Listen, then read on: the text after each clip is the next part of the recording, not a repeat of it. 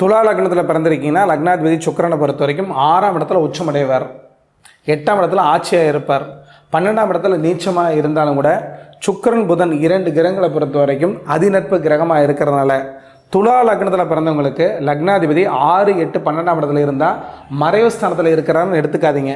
விருச்சிக லக்னத்தில் பிறந்திருக்கீங்கன்னா லக்னாதிபதி செவ்வாயை பொறுத்த வரைக்கும் 6ஆம் இடத்துல ஆட்சியாக இருக்கிறதுனாலையும் 12ஆம் இடங்கிறது சுபரோட வீடாக இருக்கிறதுனாலையும் எந்த ரூபத்திலையும் 6ஆம் இடத்தையும் 12ஆம் இடத்தையும் விருச்சிக லக்னத்து அதிபதி மறைஞ்சிச்சுன்னு எடுத்துக்காதீங்க. விருச்சிக லக்னத்துக்கு 8ஆம் இடத்துல புதனோட வீட்டில் மட்டும் செவ்வாய் இருந்தால் லக்னாதிபதி 8ல் மறைஞ்சிட்டாருன்னு எடுத்துக்கங்க. நீங்கள் தனுசு லக்னத்தில் பிறந்திருக்கீங்கன்னா லக்னாதிபதி குருவை பொறுத்த வரைக்கும் 6ஆம் இடத்துல இருந்துச்சுன்னா அது சுக்கிரனோட வீடாக இருக்கிறனாலையும் சுபரோட வீடாக இருக்கிறனாலையும் குருவை பொறுத்த வரைக்கும் ஸ்திர ராசியில் இருந்தால் அது குரு வலயத்தில் இருக்குன்னு அர்த்தம். அப்போ குருவுக்கு 6ஆம் இடத்துல இருந்தால் லக்னாதிபதி 6ல் மறைஞ்சிட்டாருன்னு எடுத்துக்காதீங்க. 8ஆம் இடத்துல குரு உச்சமடைகிறதுனால லக்னாதிபதியை பொறுத்த வரைக்கும் 6, 8, 12 ஆட்சியாக இருந்தாலும் உச்சமாக இருந்தாலும் அது மறைவுன்னு எடுத்துக்கூடாது. அப்போ குருவுக்கு 8ஆம் இடம் மறைவு கிடையாது.